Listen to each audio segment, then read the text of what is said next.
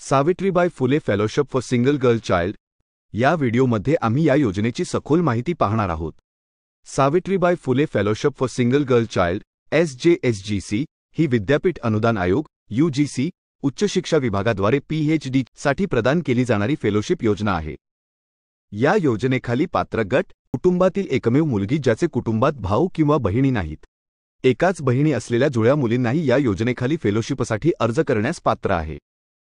फेलोशिपसाठी अर्जांची संख्या दरवर्षी ऑनलाईन मोडद्वारे प्राप्त झालेल्या अर्जांच्या संख्येवर आधारित ठरवली जाते।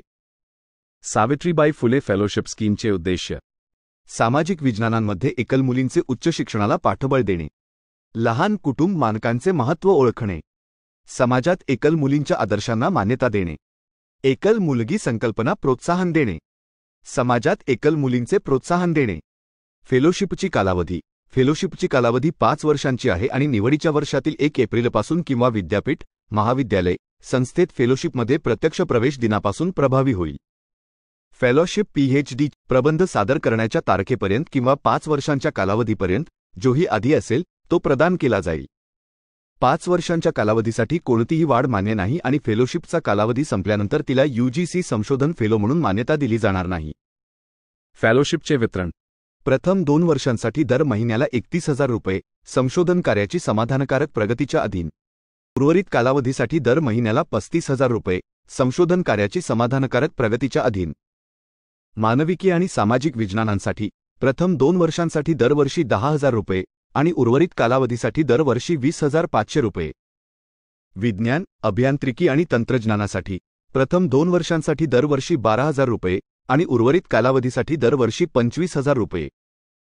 अपंग विद्यार्थ्यांसाठी दर महिन्याला 3,000 रुपये। HRA निधी वितरण माहिती 1. विद्यार्थ्यांना त्यांच्या संस्थांद्वारे हॉस्टेल निवास सुविधा प्रदान केली जाऊ शकते। अशा परिस्थितीत विद्यार्थ्यांना फक्त हॉस्टेल फी मिळू शकते, ज्यामध्ये मेस, वीज, पाणी शुल्क समाविष्ट नाही। जर विद्यार्थी हॉस्टेल निवास सुविधा नाकारली तर तिला HRA मिळणार नाही। 2. जर हॉस्टेल निवास सुविधा उपलब्ध नसेल तर विद्यार्थ्यांना संस्थेद्वारे निवास सुविधा प्रदान केली जाऊ शकते। अशा परिस्थितीत विद्यार्थ्यांना अतिरिक्त भाडे प्रमाणपत्राच्या आधारावर परतफेड केली जाईल, जी भारत सरकारच्या नियमानुसार HRA मर्यादा अधीन असेल। 3. जर विद्यार्थ्याने स्वतःचा निवास व्यवस्था केला असेल तर तिला भारत सरकारच्या नियमानुसार HRA मिळू शकते। HRA मिळवण्यासाठी विद्यार्थ्याने आवश्यक प्रमाणपत्र आपल्या संस्थेत सादर करणे आवश्यक आहे। 4. स्वतंत्र, स्थिर वैद्यकीय सहाय्य प्रदान केले जात नाही, तथापि विद्यार्थ्यांना त्यांच्या संबंधित संस्थांमध्ये उपलब्ध वैद्यकीय सुविधा वापरता येतील। रजेसंबंधी नियम 1. विद्यार्थ्यांना वर्षात जास्तीत जास्त 30 दिवसांची अर्जित रजा तसेच सार्वजनिक सुट्ट्या घेता येतील, परंतु त्यांना इतर सुट्ट्या मिळणार नाहीत। 2. भारत सरकारच्या नियमानुसार फेलोशिप कालावधीत एकदा पूर्ण फेलोशिप दराने मातृत्व, पितृत्व रजा उपलब्ध असेल। सुट्टीच्या काळात फेलोशिप उपलब्ध होणार नाही आणि सुट्ट्या फेलोशिपच्या कालावधीत गणल्या जातील। महिला विद्यार्थ्यांसाठी आंतरमध्ये ब्रेक सुमारे 1 वर्षासाठी आहे। ही विश्रांती फेलोशिप कालावधीत 3 वेळापर्यंत घेता येईल, परंतु एकूण विश्रांती कालावधी जास्तीत जास्त 1 वर्ष असणे आवश्यक आहे। अशा विश्रांती दरम्यान फेलोशिप उपलब्ध होणार नाही आणि त्यामुळे फेलोशिपची कालावधी अपरिवर्तित राहणार आहे। 3. शैक्षणिक रजा फेलोशिपच्या कालावधीत फक्त 1 वर्षासाठी मान्य आहे। उदाहरणार्थ, विदेश भेटीसाठी कोणत्याही प्रकारच्या शैक्षणिक, शिक्षण कार्य, संशोधन कार्यासंबंधी सुट्टीच्या काळात खर्च UGC कडून मागता येणार नाही। 4. सर्व प्रकारच्या रजा फेलोशिप कालावधीत संस्थेच्या संबंधित अधिकाऱ्यांच्या मंजुरीनेच घेता येतील। योजना पात्रता निकष 1. वडिलांची फक्त 1 मुलगी असेल अशी मुलगी या योजनेसाठी पात्र असेल।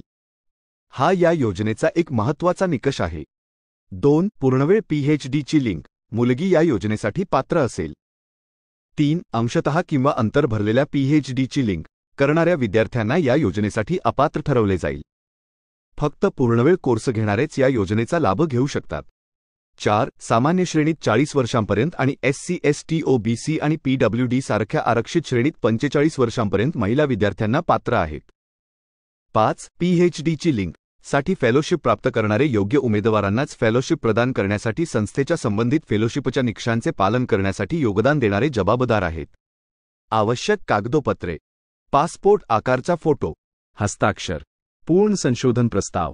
अर्ज भरल्यानंतर कृपया या फॉर्मचा प्रिंटआउट घेऊन विभाग प्रमुख किंवा रजिस्ट्रारकडून हस्ताक्षर करवा। त्यानंतर अर्ज अपलोड करून सादर करा.